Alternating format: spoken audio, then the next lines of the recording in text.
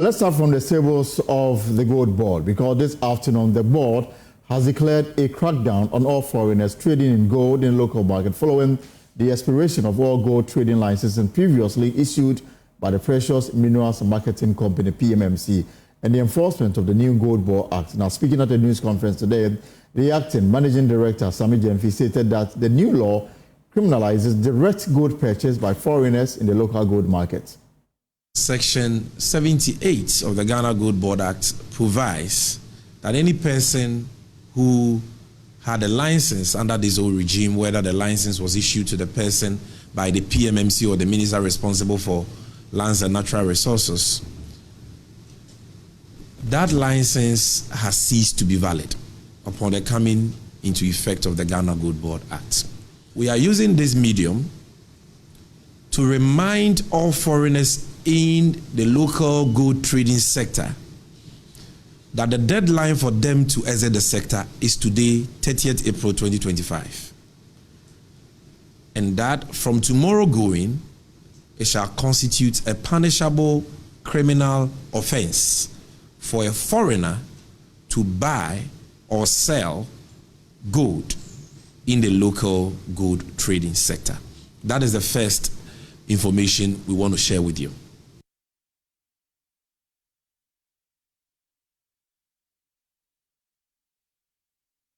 Of course, so that is the directive taking effect from tomorrow. My colleague James Abegi just returned from that news conference, and he joins me in the studio with more. So apart from the deadline that is expiring today, what else came up?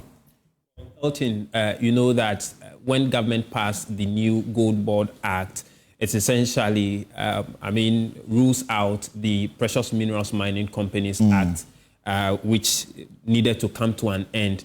But according to the Gold Board Managing Director, they have given an ultimatum up to the end of this month, which is exactly today, for the Precious Mineral Mining Company to phase out slowly while the PMMC takes, the Gold Board takes over fully. And so with the expiration of the PMMC Act, it cancels all licenses, gold dealing licenses, to both foreigners and locals. The locals have been asked to follow some directives, but for the foreigners whose licenses have been, cancelled from today, they are not entirely ruled out of gold trading in Ghana. Okay. They are now given some threshold with which they can trade with, and they would have to deal with aggregators through the government of Ghana directly via the the Gold Board, which will now have to deal with them through the aggregators. And so they have been given some threshold. They need to have an amount of at least $50 million, which will be capable of purchasing at least 50 kilograms of gold before they can be able to. You need to have that deposit. That deposit. Before you can even have the license to trade in gold in Ghana. Trade in gold in Ghana. $50 million US. $50 million, which is equivalent to 50 kilograms of gold. Right. That will give you the pass to get the license and trade. Sami Gyamfi, has been explaining the modalities around it. We can take a listen. To the government's representative, which is the Ghana Gold Board, apply, negotiate, and buy the gold directly from us, and we will ship the gold to your country or wherever you want us to ship the gold to. Number two, foreigners can be off-takers or partners for Ghanaians who will be granted self-financing aggregator licenses. Now, if you look at the 4 categories of licenses we've published on our website, which we have said people can apply for, and by the way, to apply for any license from the Gold Board, you must be a Ghanaian. Now, to qualify to do that, you need to show that you have a minimum capital to buy at least 50 kg of gold, which in today's terms is approximately CD equivalent of $5 million. And this money you need to prove either through audited financial statements of your company and or bank statements. You can do it through that, or you can do it through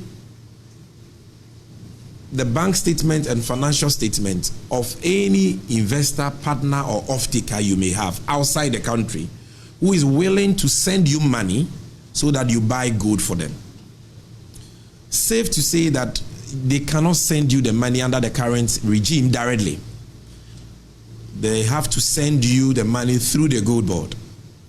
The gold board then converts the money into cedis at the interbank rate and hands over the money, transfers the money to the self-financing aggregator, who is a Ghanaian. The self-financing aggregator uses the cedis to procure gold for the gold board and makes his commission on that trade as a Ghanaian locally. Then the gold board exports the gold to the off-taker, who sends the money to the Ghanaian self-financing aggregator through the gold board. So that is our arrangement. So that's the gold board CEO giving clarity to the new regime that is being ushered in beginning tomorrow. Now, there's warning to local gold dealers. And James, what exactly is that warning? So they have also been given up to today to also rectify the new licenses they have under PMMC, under the new Gold Board Act. Those who would want to also enter the market fresh as fresh local gold dealers also have the same period to also apply for new licenses, which that deadline expires today. That has been extended by 3 weeks to the 21st of May, which they have to use to do all of that. He said if they are not able, these two group of gold dealers are not able to do this, they would also be treated the same way the foreigners will be treated. Time frame is from today, the 30th of April, 2025, to 21st of April, 2025. 21st of May, sorry, did I say April? So today, 30th of April to 21st of May, 2025. So we are giving you another 3 weeks. We believe that this is fair and this time frame should be adequate for anybody who is serious and desirous of applying for a gold board license to do so. And in our press release dated 23rd April 2025, we explained the process for license applications under the Gold Board Act. And just for purposes of for purposes of emphasis, let me indicate again that if you want a license, you must go on the website of the Gold Board, which is goldboard.gov.gh. Goldboard.gov.gh. And you have 3 more weeks to apply for a new license. And I want to state for the records, with the being media bearing witness, that this new timeline, this new deadline of 21st May 2025 is not subject to further extension. It will not be extended. So take advantage of it, because by the 21st of this month, only persons who have been granted licenses by the Gold Board will be tolerated in the gold trading sector. If you are a Ghanaian and you hold a license under PMMC or the ministry responsible for mines, and you don't take steps to apply for a new license before the 21st, you will be committing a punishable criminal offense if caught to be trading in gold after the 21st of May. So please, the portal is opened. Take advantage, apply for a license, and we assure you that if you qualify, we will grant you the license. No kululu, no kalala. The process is very fair and competitive.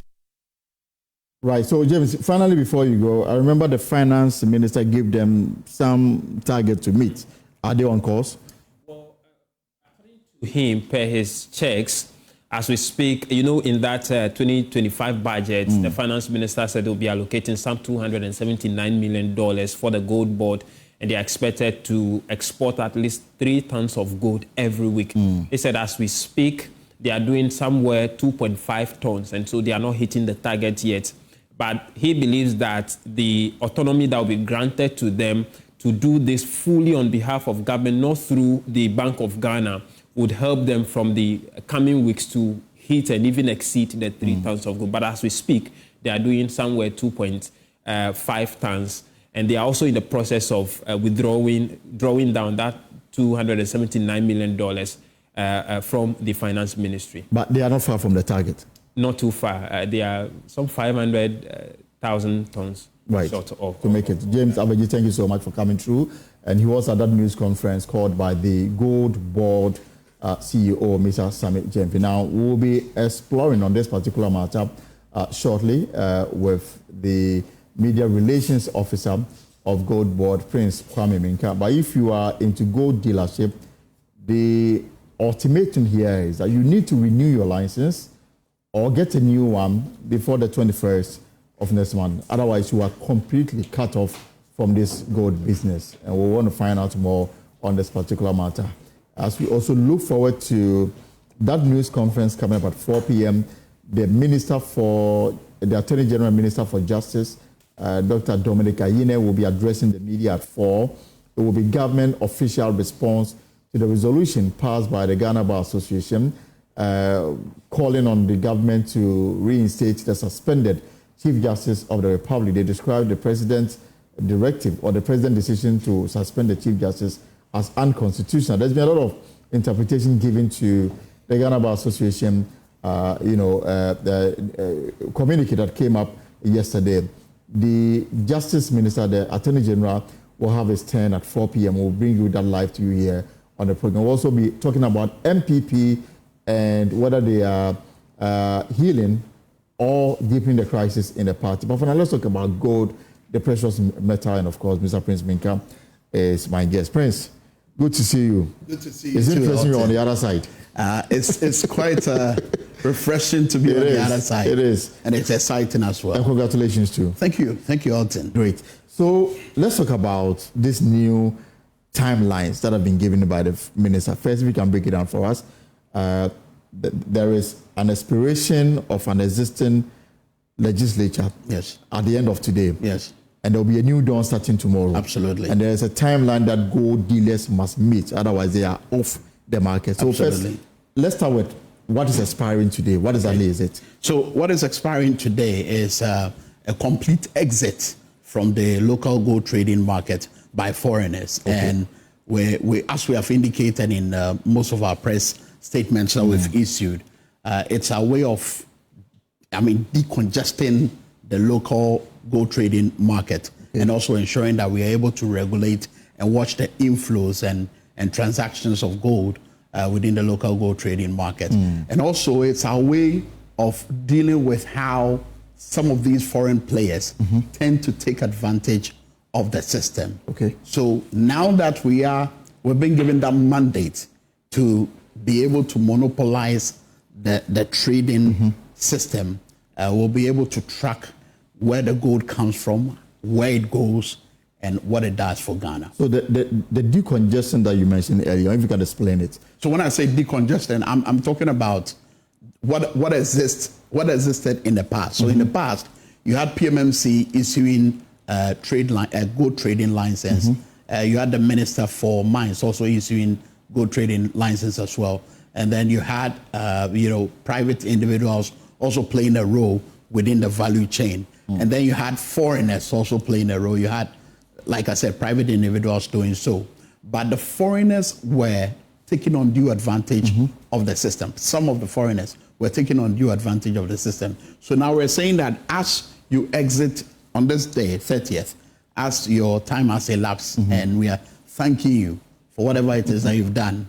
Now that we are in a new dispensation, right, as you're exiting the gold trading market, we're saying that, look, you still can partner gold board.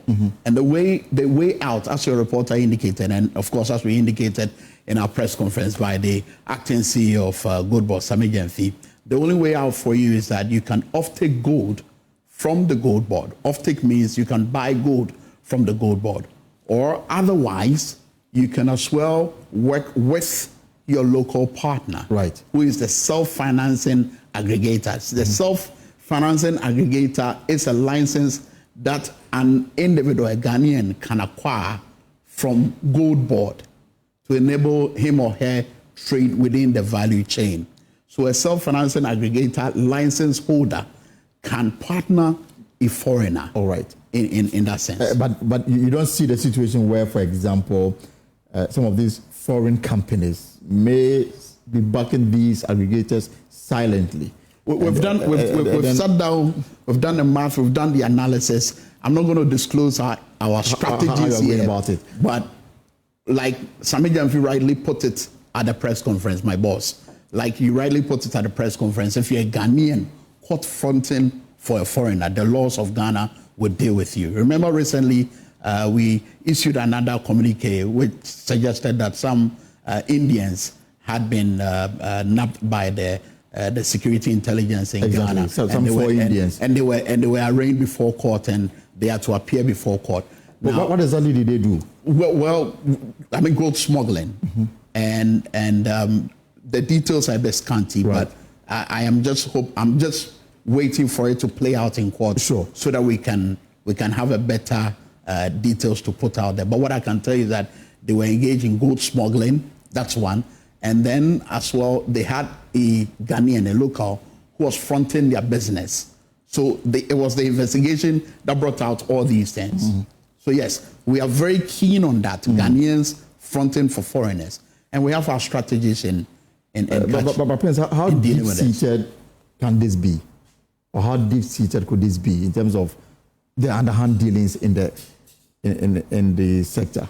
How deep-seated can foreigners, no, you mean exactly. Locals fronting for it's foreigners? Like a local having a license to mine, and then a foreigner comes in, they are barred from mining in areas reserved for the small-scale miners. Then you have foreigners involved in this. In this area that you are, is it a normal practice? Is it something that is ongoing that you are seeking to cure? And that is exactly what the Gold Board initiative or the Gold Board system is seeking to cure. It's been like that over the years, and I'm sure a number of reports have been done here on Joy News and a number of stations with regards to that. And that is exactly what the law and the object and functions of Gold Board is seeking to cure. So it's deep-seated, and we have the solutions. All right, so educate me. So by the close of day today at 12 midnight, yes, nobody can say that he's got the license to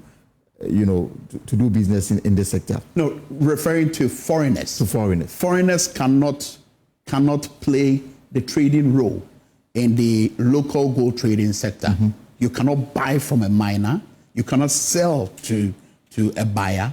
You cannot as well sell to Gold Board. But what you can do as a foreigner, since Ghana operates an open market economy, or free market economy, since we love to partner our foreigners in order to grow our economy. What you can do is to offtake gold from the Gold Board, and like I've spelled it out, and as you played Sami's clip, he indicated it. There are two avenues. You can partner a local who would have to have a self-financing aggregator license, or you can directly write a letter of intent and then come and offtake gold from the Gold Board. We will sell the gold to you, so we'll be able to monitor where it goes. Are you not worried? The worry for a lot of people is that this may result in, dipping of investor confidence in the sector. How would it? Rather, as a foreigner, you're safe dealing with the government of Ghana, because some of these foreigners, and most of them will tell you that they've suffered from scammers. They've suffered from people duping them. Yeah, under the pretext of selling them gold. Under the pretext of selling them gold. Some will pretend to be the king of Ashanti Empire. And then, he would sell that, the foreigner buys into it, and then the person ends up sending money, not getting the gold at all. But under the new Gold Board format, you are safe, and you are assured of where and how and when you would get your gold, because of the traceability bit that has got to do with Gold Board. I remember in about 2 years ago, there was this documentary.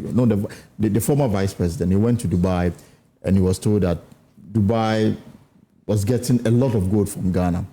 And then the volume and the figure that they gave him was much, much higher, in fact 3 times higher than what Bank of Ghana reported. So, I mean, it clearly indicated that a lot of people were passing behind the scenes too. How does the board address this particular phenomenon so that the country derive the maximum national benefits, our resources? Absolutely, and that's exactly what we are doing. So with these directives in place, starting tonight, bing, 12 midnight.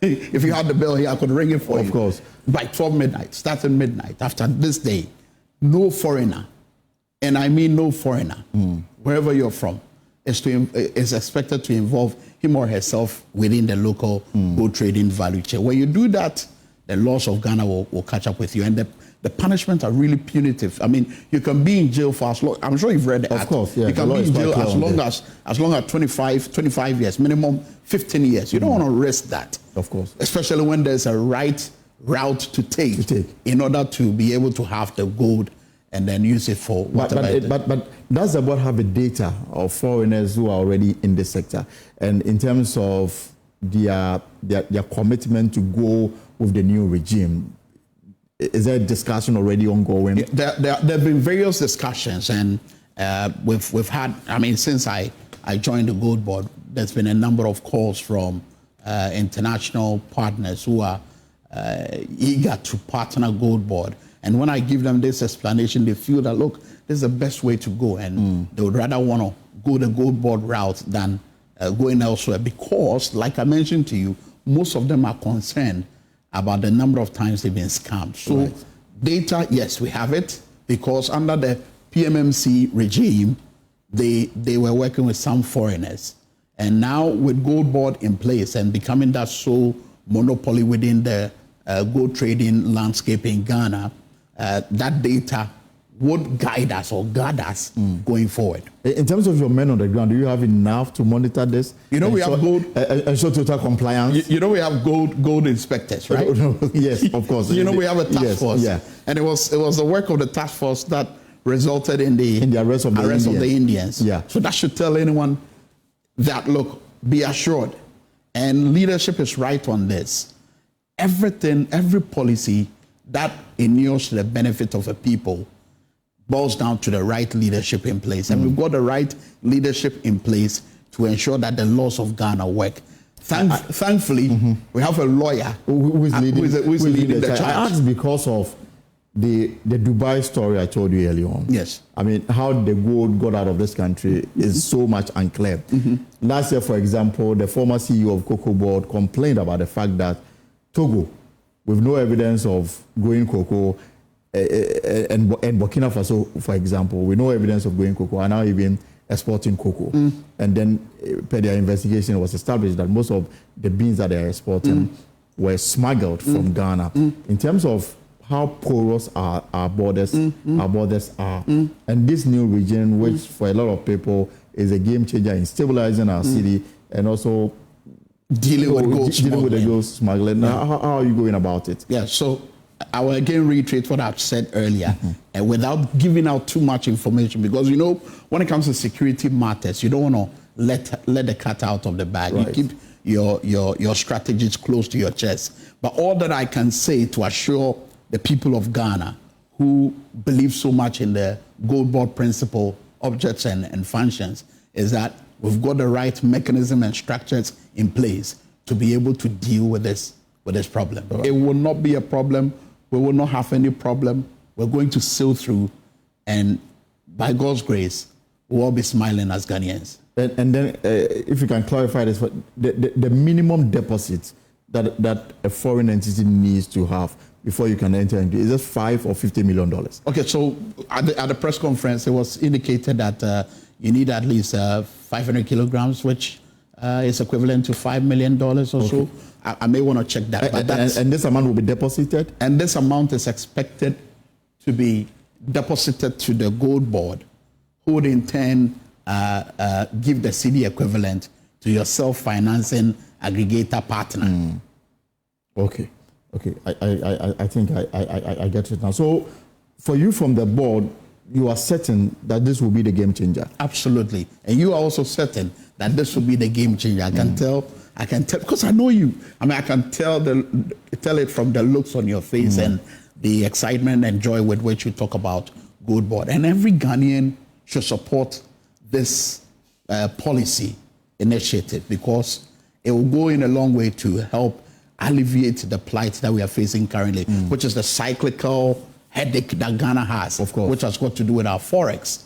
You know, I quite remember that there was a conversation on social media, particularly X yesterday, about how the city is beginning to appreciate against other major. Now a little over 14 cities. Absolutely, yes. And the joy with which people were talking about it. So just imagine Gold Board's activity leading to further ensure that the city appreciates. I mean, that's going to bring joy. That's going to lift a lot of burden off the Ghanaian pockets, because when the dollar rate, when the cedi is unstable, it affects a number of things, including the prices of common kinky. There appears to be interest in this conversation.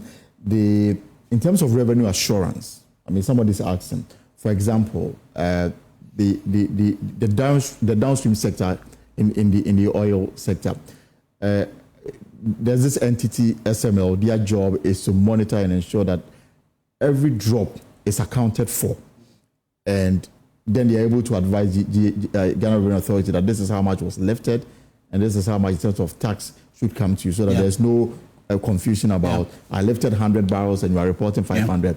In this sector where they are scattered in gold mining areas now, it's virtually become a nationwide gold deposit. But in our case, you realize that we're going to be working especially with small-scale miners. Okay. And there are about 9 large-scale mining companies who have even expressed interest in working with us. So because of the prevalence of illegal mining. So I'm coming to that. So we can track where we are getting the gold from, and we are getting it from those who are mining the legal way. Legal small-scale miners, not those who are destroying our forests, those who are destroying our water bodies and lands. No, they are not the ones that we are going to be getting the gold from. But they're also mining gold. We're going to be getting the gold from the small-scale miners, and then some large-scale mining companies that have already expressed interest. And so you realize that if gold is mined under unsustainable manner, and it gets on the international market, and then traceability is done, and we get to figure out that it was not done in a proper way, the value drops. And that's not what we want, do we? We absolutely want a situation where we get value for money when we get on the international market. So those who are mining the right way, they are the ones that we are going to be working with. So in wrapping up, for example, what is the target this year? I mean, I asked my colleague earlier on about the target the finance ministry gave you, and you are operating below. Yes. Even though the gap. Yeah, because Gold Board, even though we have started our operations, we haven't taken absolute control yet. So now that we are within the transition period. So even under the PMMC, which is going away, we've been able to hit 2.5 tons. Right. You understand? So just imagine if Gold Board begins to take off, and imagine what we'll be able to get. And the takeoff is starting tomorrow. Your final words before you go, Prince. My final words, let's all support the Gold Board idea, because this is a Ghanaian idea. And already we've had the buy-in of a number of the small-scale mining associations, and of course the large-scale mining companies. So this is an indication that we have the endorsement, we have the approval, and as far as education is concerned, a number of people who are applying are abreast with what we put on our website. So when it comes to transparency, we are keen on that. So everything is on our website, goldboard.gov.gh. And for Ghanaians within the gold trading value chain, we've given an extension, and I'm sure that you would have to take advantage of the extension, as there will be no extension. The final deadline is 21st of May. Of May. Yes. So at least 3 weeks. Take advantage of this window of opportunity that has been given, and ensure that you get any of the licenses. For now, we are giving away, or we are issuing aggregator license, self-financing aggregator license, buyer license tier 1, buyer license tier 2. I'm sure when you have more time, invite me. Of course, and I'll explain all the other matters. All right. Thank you so much, Prince. Thank you, Elton. But we miss easy like Sunday morning. Of course, Prince is the media relations officer with Gold Board, taking off officially from tomorrow, which is a global holiday in honor of workers. We wish the very best, and of course, you've not heard the last of this. We'll have more discussions around this very important subject. But let's now talk about politics. Because the 2024 presidential candidate, Kennedy, 2024 presidential aspirant of the MPP, Kennedy Japan, has formally withdrawn from the New Patriotic Party ongoing thank you tour, citing security threats to his supporters as the reason behind the decision. That the move comes in the wake of a violent altercation in Kumasi, where a student from the Kwame Nkrumah University of Science and Technology was stabbed. The MPP stalwart insisted no amount of intimidation will make him forfeit a decision to contest the flag bearership again. Nana Ojima has more in this report. The New Patriotic Party's thank you tour of the country has been rocked with some controversies since its beginning. A young man whose name is being withheld is alleged to have been stabbed for resisting attempts by some party thugs to retrieve a gift of cash received from a friend of Kennedy Japan. According to the politician, persons showing up for him at various venues of the party's thank you tour have often been threatened. He says his security details have signaled their inability to guarantee the safety of his entourage and others who troop to the various venues for his sake. Lives are threatened. I don't think I can protect my team enough. So we want out so that Dr. Bawumia can do his campaign tour. I admit that he was the flag bearer. So if he's going round, and for the sake of unity, he invites it, and it turns out to be something different.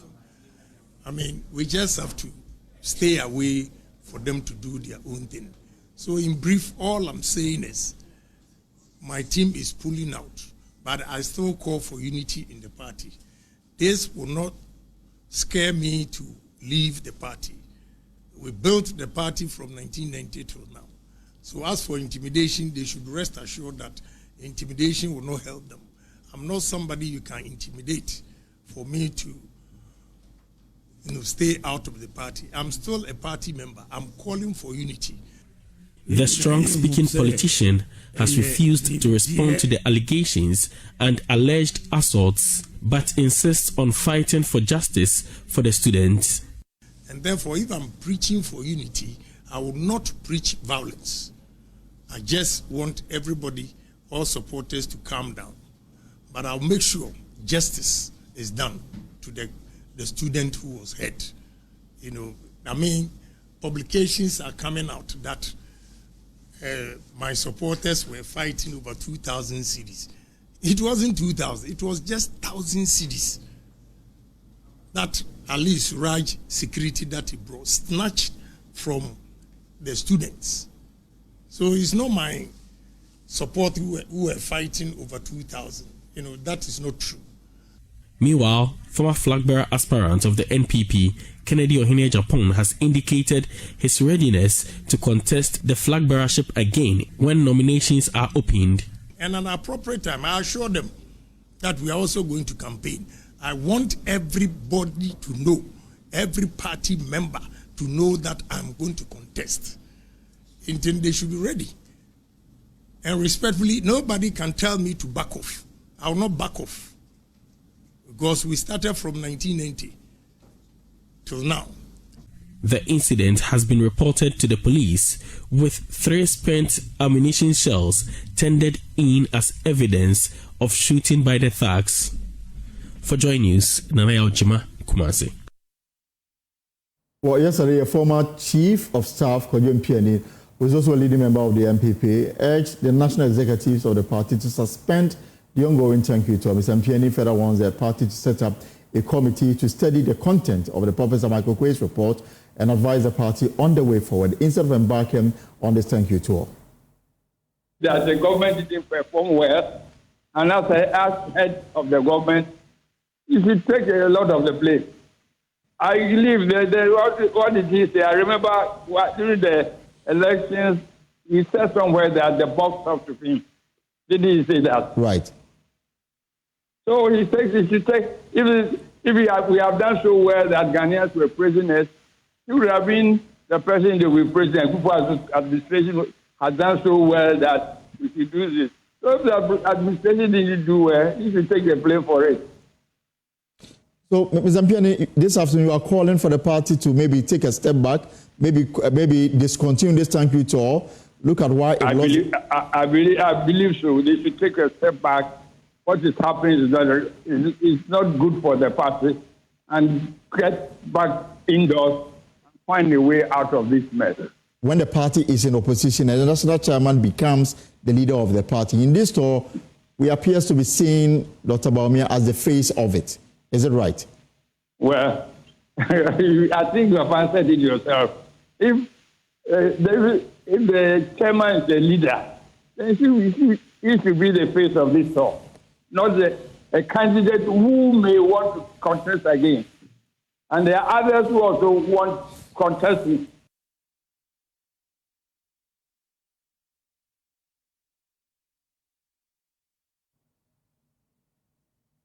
Right. So joining me on the telephone line is a member of the candidate Japan team, Kwesi Kwatem, alongside the national organizer of the MPP, Henry Nana Boache. First, let me start with you, Nana B. Good afternoon, and I'm guessing that you are still in the Ashanti region. Right, we've lost Nana B on the line. We'll try and reconnect with him. But let me bring in Mr. Kwesi Kwatem. Mr. Kwesi Kwatem, good afternoon and welcome. Yeah, good afternoon. Right. Thank you. I'm glad to be here. Right, so great to have you. So, I mean, withdrawing from the thank you tour, you think is the way to go? That's for a lot of people further deepens what they consider to be crisis in the MPP. Come again, respectfully. So I was asking that withdrawing from the thank you tour, as announced by Mr. Kennedy Japan, are you certain that it is the best decision, knowing very well that the party is at the stage where everybody needs to be on board for the unity that you are craving for? Well, the biggest priority of Mr. Kennedy Japan, for me, rests not on himself, but the greater good and survival of humanity. And in the even spirit of, or in the light of good conscience, it doesn't sit well for him to still embark on a tour where, at the end of the day, like he earlier indicated, the safety and the security of his team members are not fully guaranteed. And of course, in solidarity with this young man who is still struggling for his life, Mr. Japan is of the view that he has to withdraw and take a keen attention and interest in the health of this young person. At least that will also be symbolic to everybody that supports the Ken brand and demonstrate that it's not really about Ken, and that when you join him and there is any misstep or any problem you find yourself in, any challenge, he will be there to also support you. But broadly, we made the decision in the broader interest of the party so that peace and unity will prevail. Because at the end of the day, if Mr. Japan's continuous presence in the thank you talk poses a threat or impediment or an inconvenience to the extent that a young, innocent student can be stabbed, we are of the view that within this context and within this space, it is proper for him to take a step back whilst allowing the process to proceed. But, I mean, let me also hasten to add that he is in no way abandoning the party.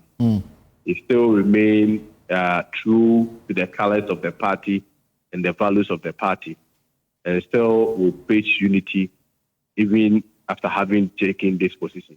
If you recall, he even also announced that this will not deter him from contesting. All right. And so clearly, he will still be part of the party and support the party. I'll come back to you, but let me bring in Henry Nana Boache, national organizer of the MPP. Nana B, good afternoon and welcome.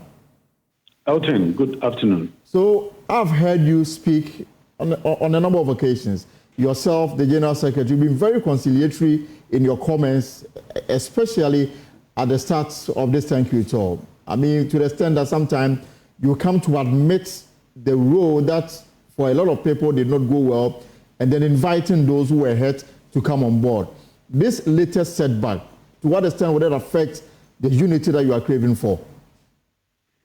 Thank you very much. First of all, let me make this clear. The party will resist any attempt to connect the unfortunate incident that happened, the stabbing, the young man. We will resist any attempt to connect, to make that nexus to the ongoing NU tour. I have cited statement from Unity Hall, and they have clearly stated in that whatever is not in connection with whatever rivalry as perceived or between Honorable Kennedy Japan and His Excellency the former Vice President. So I won't get any attempt to link that unfortunate incident. It is criminal and it must be handled as such. Mr. Japan appears to be on a different wavelength as far as this matter is concerned. You think that his supporters may be a subject of attack?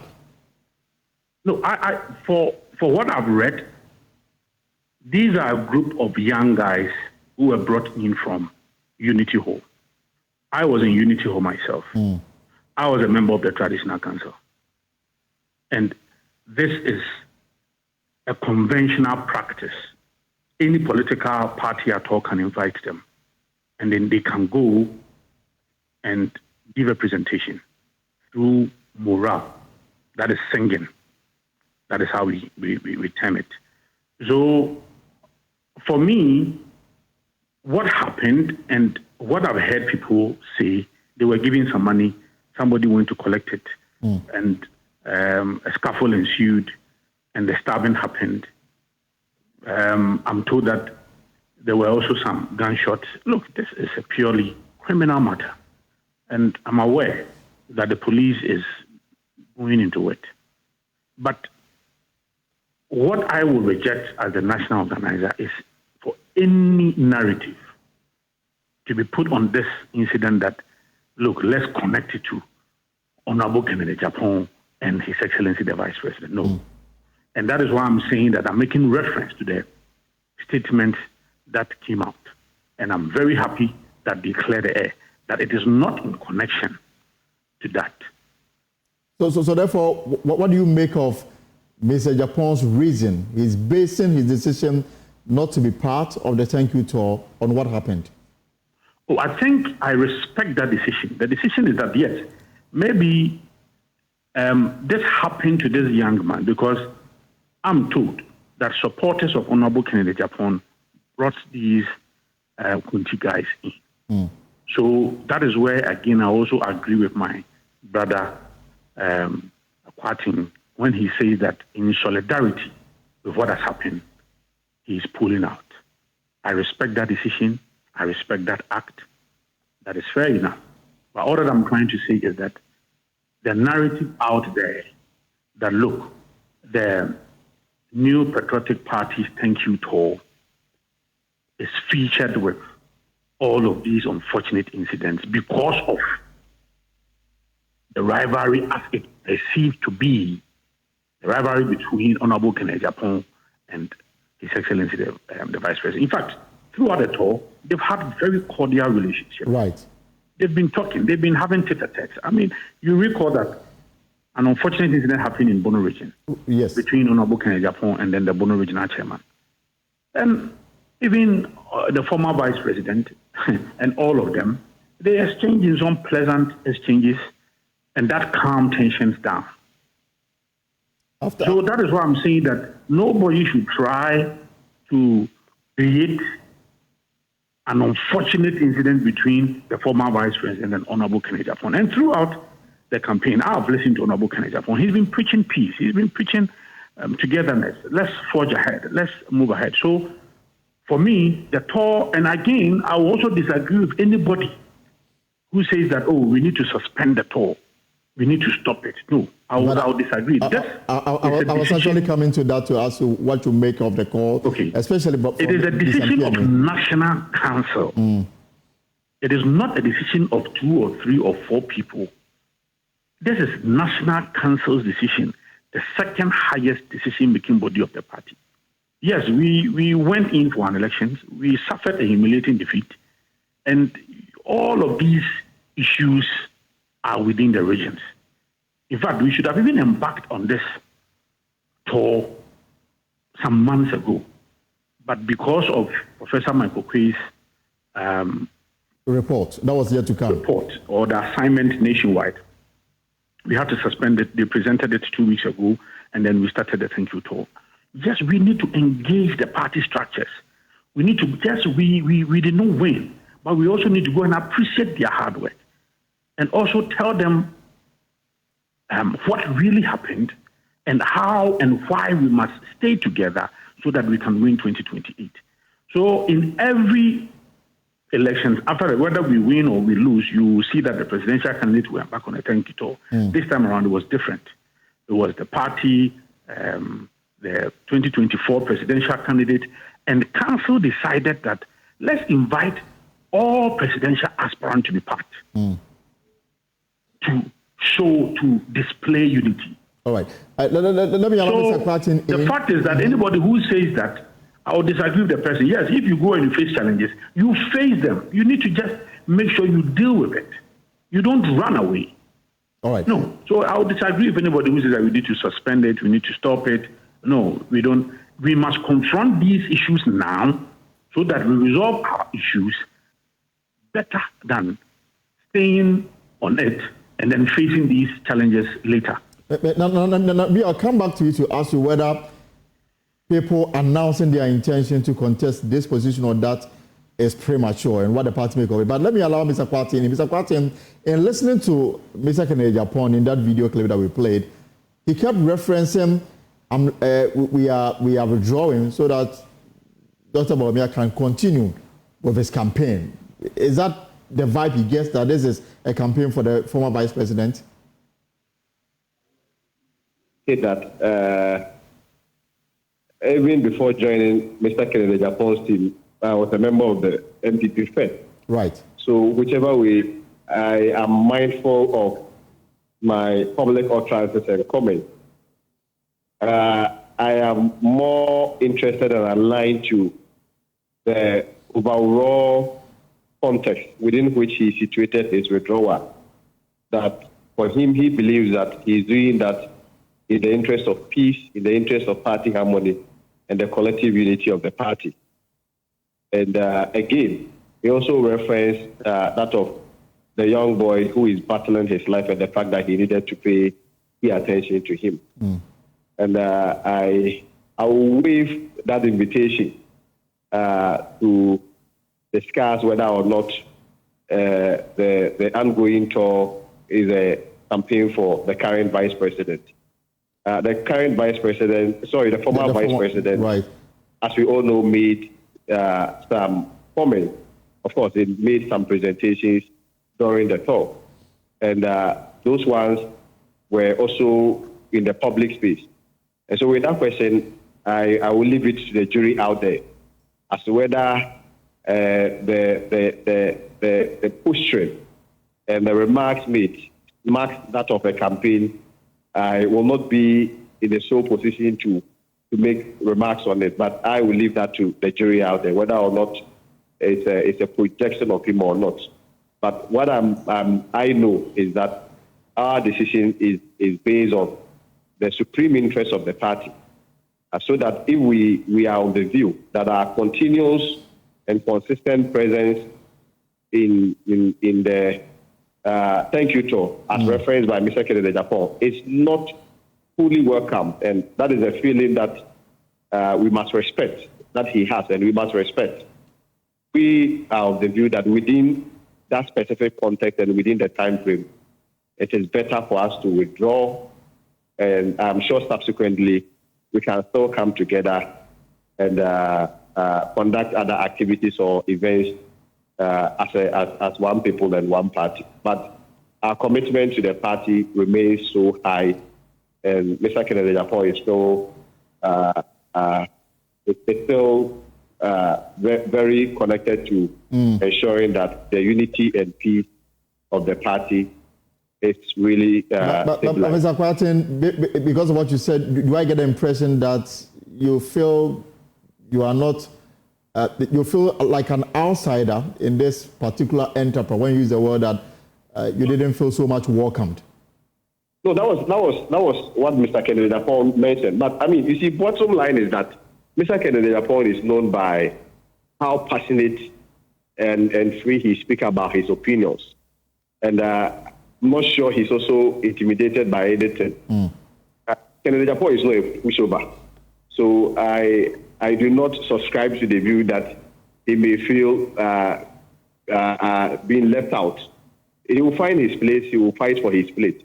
But for us, we are of the view that within this time frame, and looking at the incident that has happened, an incident that pertains the life of a young student supporter, and especially where we are unable to guarantee the security and safety of the other members of the team, we felt that it was only wise to press the brakes whilst we get down. And of course, it does not necessarily mean that when you get down from the bus cannot move.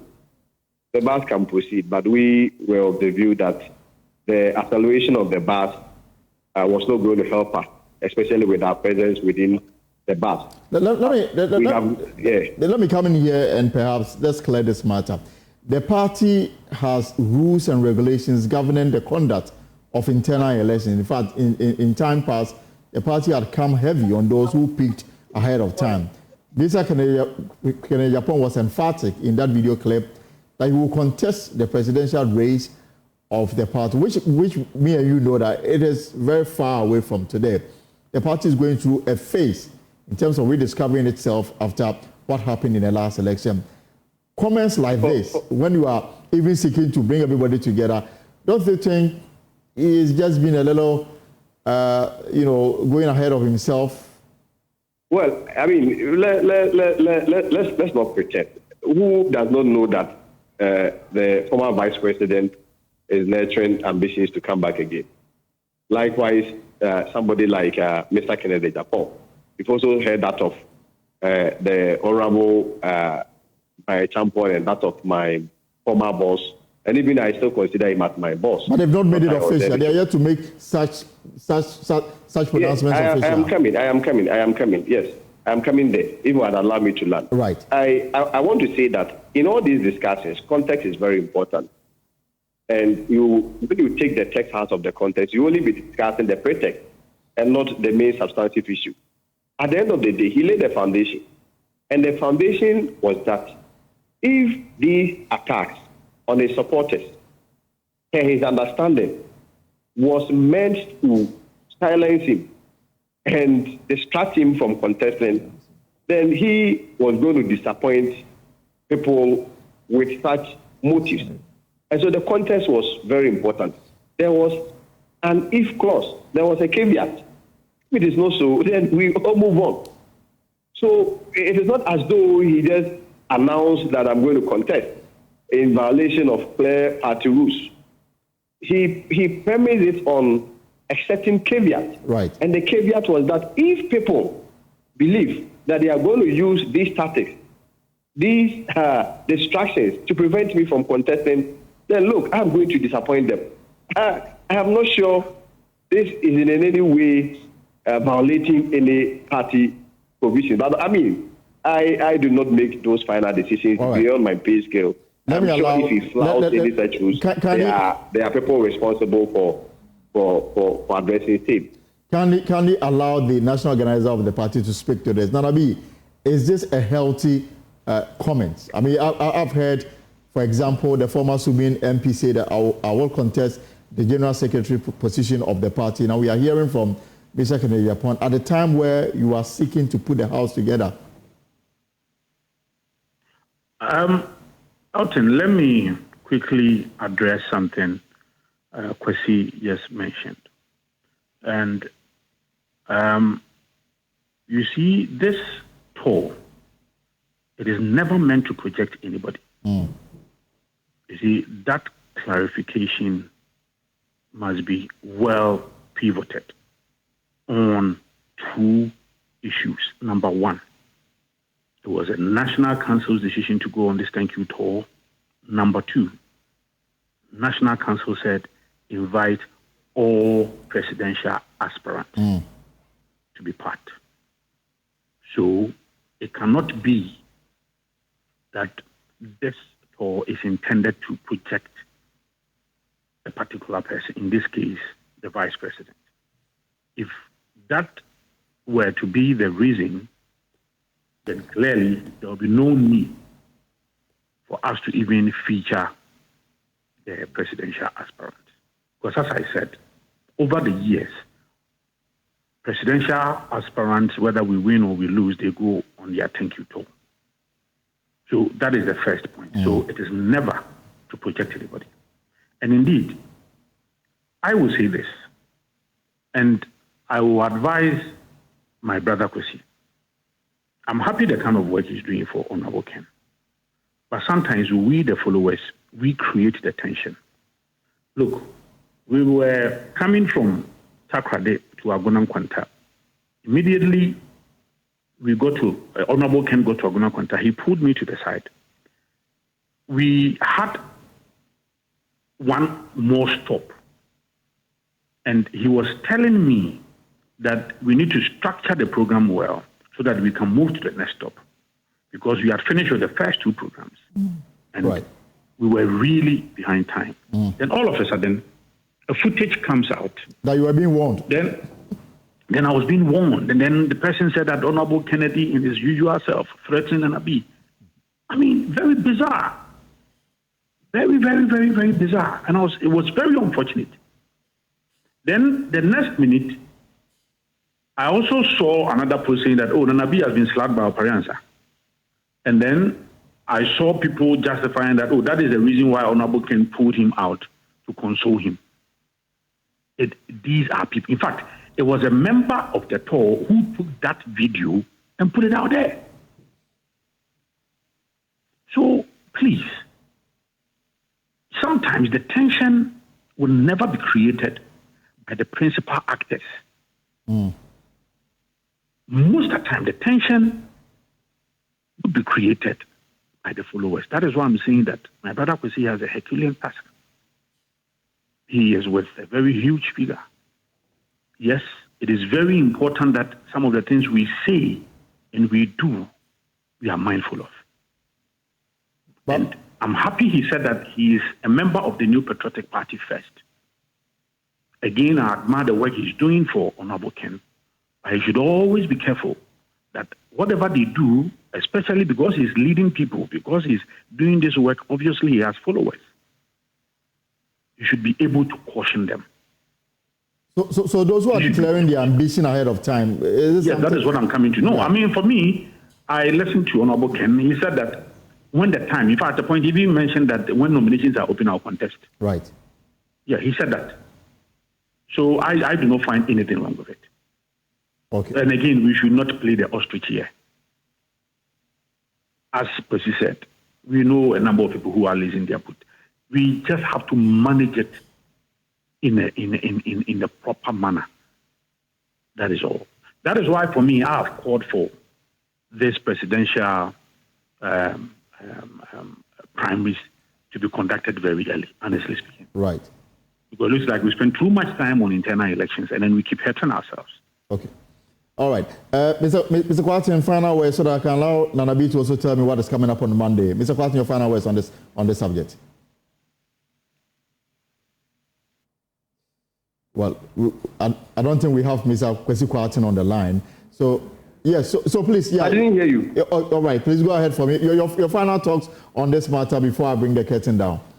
Let me take the opportunity to salute my my senior and my boss, Nana B, I am glad to share the same platform with him for this discussion. And I'm excited about his reconciliatory posture. I want to say that Honorable Kennedy Japan also represents a greater reconciliatory and unity. And this is not in any way to cut aspersions on the ongoing process. We believe in it in the first place. That is why we even joined. I just that it's become very crucial that we ought or needed to make a very crucial decision. And we felt that within this present moment, it was better to prioritize the lives of our ordinary Ghanaians, ordinary students, ordinary party members, and even the life of team members, especially when we even believe so highly that our withdrawal will not even truncate the process and the process can still pursue. So we did this out of good faith, and our commitment, like I indicated, I don't want to reiterate again, to fostering unity and peace within our party still remains. And we will do everything possible. All right. I'm sure when it comes to matters of presidential candidacy ahead of 2028, the right time will come. But assurance is that, like he indicated, it will be contested, and who will be there to also support him as well. All right, Mr. Kwasi, thank you so much for your time this afternoon. Let me allow Nana B final talks on another matter. So if I allow you to put on your wig and to deal with the matter of the Chief Justice, the Ghana Bar Association yesterday formally presented its communique after the mid-year review. They say that President Mahama acted unconstitutionally when he suspended the Chief Justice. Government officials, including the Deputy Attorney General, says that that cannot be true and that whatever resolution they've passed amounts to nothing. You are hitting the streets on Monday. In view of all that is happening, we are waiting to join the Attorney General to tell us what they make of the GBA statement, plus other breaking that is coming in. But on Monday, you are hitting the streets. In view of all that, some people say that the President is acting according to law. What do you make of first the GBA resolution, and then why Ghanaians should join you on the streets on Monday? Elton, there is a serious onslaught on the judiciary. And this, for me, is a violent and a political attack on the judiciary. And you see, the NDC, they had already advertised their intentions. When they were in opposition, they started calling the head of the judiciary names and then all of that. And indeed, I recall that there was one time Mr. Mahama was addressing some NDC party lawyers, and then he said that, yes, he's yearning for a reform, but the reform cannot happen under the current leadership unless they change the leadership. And in fact, even Mr. Isedun Ketia is on record recently, last week, on Accra Radio, saying that, we are going to clear the Chief Justice. And after we have cleared the Chief Justice, we're also going to clear the Electoral Commission and her deputies. I mean, so you clearly can see through the crystal ball that this is an agenda looked with some constitutional procedure, ill constitutional procedure. Let me put it that way. Because, you see, for you to suspend the whole chief of staff, Ghanaians don't know why you have suspended her. The whole chief of staff. Chief Justice, for that matter. Sorry. The whole Chief Justice, sorry. For the president to suspend the whole Chief Justice, the head of the judiciary, and we don't even know what happened, what ensued. In fact, we're even being told by elements of this government what really happened. We were told by some agency that what happened during the consultation with the Council of State. We have also been told about EDUG, so already they are telling us what is happening behind these closed doors. Already. This is an important exercise for Ghanaians. That is why we have this coalition of political parties coming together to demonstrate. We need to protect our democracy. Okay. We need to protect the judiciary. It is under serious attack. And let me tell you, there is a sinister motive. The president knows that it's going to be very difficult for him to amend the constitution if he has to go for a referendum. He knows very well. The intelligence we have picked is that he wants to control the judiciary so that he will sponsor a judicial interpretation of the Constitution to say that when the Constitution in Article 62 says that a person can only be a president for 2 terms, the Constitution meant continuously, consecutively. So for that matter, Mr. Mahama was only a president for 1 term. So it does not satisfy that. You see how in U.S. Trump also displayed a certain mindset that he wanted to go for a 3rd term. That is the same mindset. Okay. So that will be an easier approach for him. Let me control the judiciary. Let them give a certain judicial interpretation of the Constitution to the effect that I can go for another term and then I go for another term. We must fight a democratically elected leader who is turning out to be a constitutional tyrant and a dictator. All right, we'll leave it here for now because of a breaking soda that's coming to. Thank you very much. On Monday, 5th, let's hit the street. All right, Henry Nanabuache is national organizer of the NPP. I'll be taking you shortly to the former information ministry where the Attorney General is about to address the media. But news just in, the former National Signals Bureau boss, Kwabena Dubuahene, has been charged with 11 counts of criminal offenses, including stealing and defrauding by false pretenses. Below are the persons who have also been charged together with Mr. Kwabena Dubuahene. And we'll bring that Angela Ajebwaten, that's the wife. She's the second accused. There's also Mildred Donko, the third accused. There's also Advantage Solutions Limited as the fourth accused. And this is a statement that is part, there is the government, that is the case against Mr. Dubuahene and the 3 others, stealing contrary to Section 124 of the Criminal Offences Act, stealing also, contrary to the same Criminal Offences Act as well. In all, 11 charges, the same, stealing and, conspiracy to steal, also defrauding by false pretenses, and of course, willfully causing financial loss to the state, contrary to Section 179 of the Criminal Offences. Also using public office for profit making, collaboration to commit a crime, to which using public office for profit, also contrary to Section 179 of the Criminal Offences Act of 1960, and then obtaining public property by false statement, also in contravention of Section 5 of the Public Property Protection Act of 1977. There's also the charge of money laundering, also in contravention of the Anti-Money Laundering Act of 2020 at 1044, and then finally conspiracy to commit money laundering contrary to Section 3 of the Anti-Money Laundering Act. So finally, Mr. Dubuahene, the wife, and 2 others, they've been charged with 11 counts. Remember, Mr. Dubuahene last week also sued the Attorney General for defamation. So we'll wait to see how this case will unfold. But the Attorney General and Minister for Justice, Dr. Dominic Ayinde, is addressing these and many others. I can take you live to the former. We'll have that feed for you pretty soon because the Attorney General is about to speak to the media. Key matters that obviously will find expression in his presentation is the decision taken by the Ghana Bar Association at the end of the media review, where the bar described as unconstitutional President Mahama's suspension of the Chief Justice pending the final determination of some petitions seeking her removal. The bar says that President Mahama must lift that suspension and get a Chief Justice in office, plus other matters that they discussed. And this was a resolution that was put to vote, passed, and contained in a communique that came through. We'll take a short break here on the program. When we return, we'll hear from the Attorney General and Minister for Justice. Welcome back. You can still get interactive with us on X Spaces, on YouTube, and Facebook.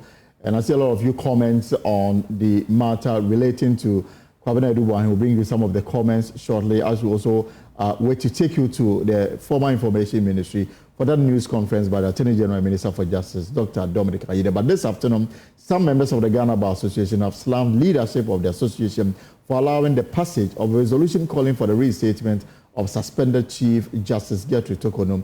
On Tuesday, the GBA published the reasons behind the resolution voted for by its members present at the mini conference. In a communique, the GBA says the president did not publish a constitutional instrument guiding him in the decision to suspend the Chief Justice. Private legal practitioner Ni Omanye Bonilamte says the conduct of the GBA on this matter brings the name of the association into disrepute. The Constitution are not oblivious of 296C when they provided Article 146(2). They said the procedure is restricted to 146. They are the framers of the Constitution. They have made Article 296C. And so I think they are very much aware of it when they provided Article 146(2). The effort being made to import Article 296C into 146 is unconstitutional. But granted that is not the position of the law, Article 296C has already been interpreted by the Supreme Court. So the GBA ought to have averted its mind to that interpretation. And I don't want to believe that the members of the GBA who gathered at the Labadi Beach Hotel and took these decisions do not know about the position of the law, the position of Article 296C.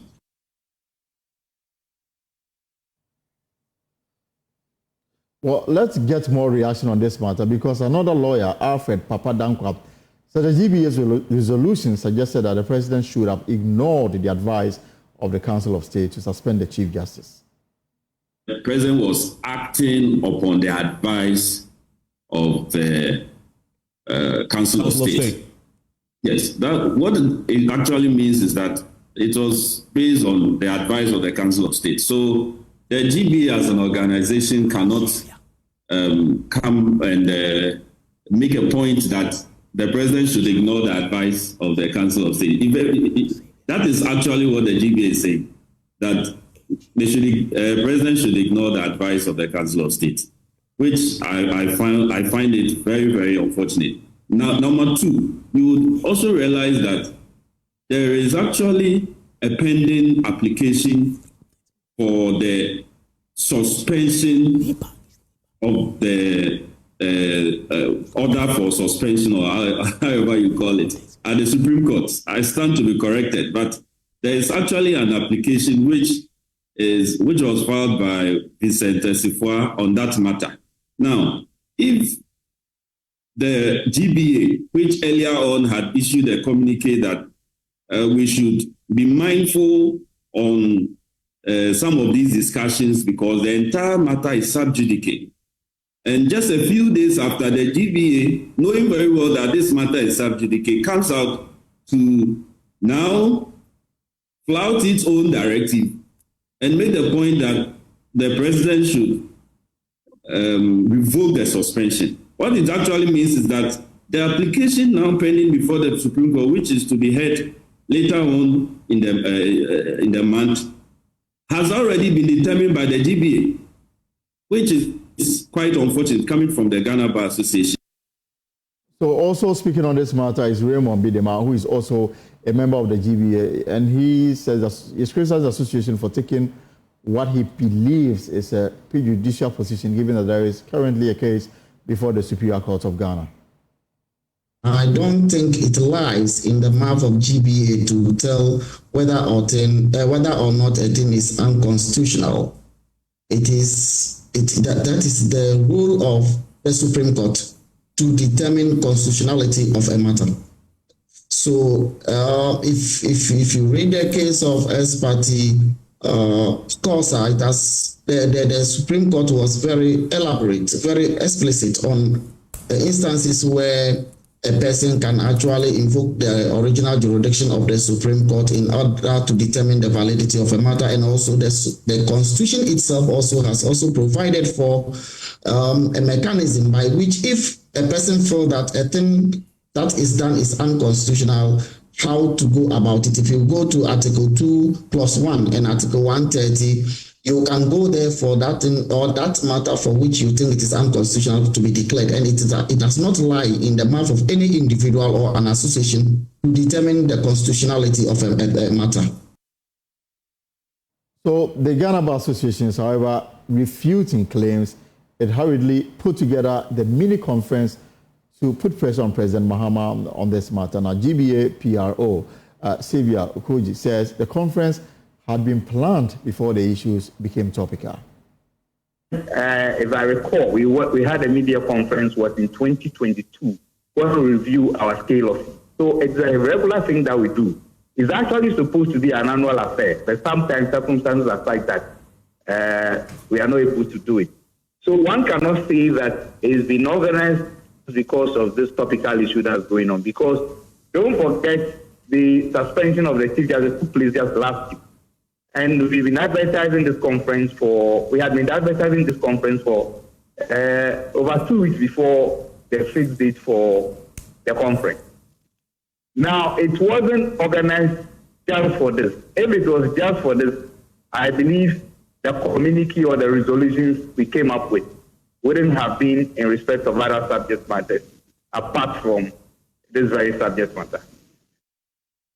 Right away from that, as we await that news conference, President Mahama's administration is under fire as 55 of his appointees failed to comply with the March 31, 2025 deadline to declare their assets and liabilities, despite a clear directive from the presidency. Now, an investigation by the Fourth Estate revealed that 32% of officials appointed between January 15 and March 18 have ignored the constitutional requirement. Listen to President Mahama caution his appointees at the Jubilee House on February 18.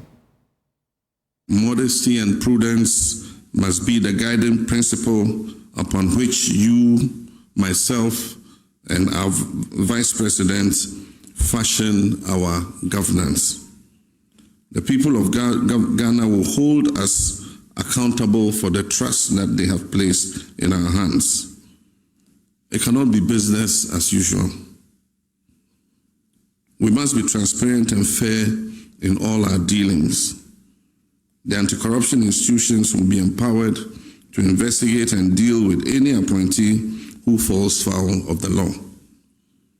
I expect all of you to begin the process of declaring your assets. The Chief of Staff will announce the cutoff date by which time all eligible appointees should have deposited their assets declaration forms with the Auditor General. The cutoff date was March 31st. Now, the failure by appointees to declare their assets has drawn sharp condemnation from a former Auditor General, Daniel Demelobo, who is urging the President to dismiss them, warning that failure to act would embolden impunity at the highest level of government. But before we hear from you, let's get details of what the law says and who makes the list source from the Fourth Estate. And my colleague Okwa Santem has been explaining. The President did say early this year, he says, I have instructed the Chief of Staff to send word to all appointees to ensure that they declare their assets by the end of the first quarter of this year, that is by 31st March 2025. That is long gone, and so many of his appointees have failed or refused to comply with the directive of the President. And specifically, if you look at the data as we have been mining from this RTI request that did go to the Judicial Service, there are about 8 presidential staffers on that list. 8 persons who are presidential staffers, some of them very senior. Look at the name, Nathan Kofi Boakye. He's Director of Operations at the Jubilee House, and he was appointed on the January 15, 2025. He was with Mr. Domilovo on oral committee. Setekpe, a former finance minister, is a presidential advisor on economy. He was appointed on January 21. He has not declared. Nana Yajantua comes on this channel sometimes. She's the presidential staffer, also appointed in January, has not complied. Samuel Ofosuampo, the former NDC national chairman, is a senior policy advisor at the office of the vice president. He has also not complied with this directive that the president gave on this matter. Then it goes on, there are very higher ups persons like 4 regional ministers and then 5 sector deputy ministers who haven't done so. If you look at the deputy ministers, Broja Jemfi, the Deputy Minister of Defense, was appointed on March 12. He is well within that deadline that the President gave for this thing to be done by the end of March. He hasn't done that. Alasan Suhini, MP for Tamale North, Deputy Minister for Roads and Highways, appointed March 12. He hasn't also done this. Rita Odole Sowa, Deputy Local Government Minister, hasn't also complied. John Dumelo, MP for Ayawasu West Wogon, appointed March 12, 2025, has also not complied. And then Charity Gardner, the Half Regional Minister, hasn't also complied. And then there are a plethora of other state institutions, about 38 of them were on that list who haven't done so. Right. This is what the law says, and you've heard Mr. Domilovo refer to it. It says, a person who holds a public office mentioned in the Act shall submit to the Auditor General a written declaration of all properties, assets owned by him, all liabilities owned by him, whether directly and indirectly, and it shall be the responsibility of the officers to make the declaration, and that is to obtain the requisite forms to do so. And the declaration shall be made before taking office.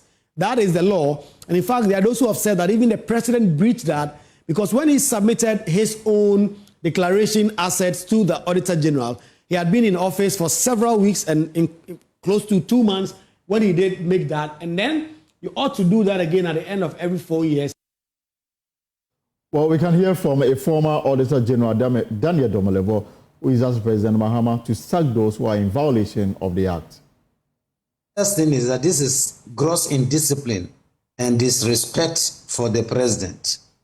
And in my considered opinion, the president should do the needful by dismissing all of them without exception, because the president made a public announcement which was followed by a directive from the chief of staff. This is not how to reset a country.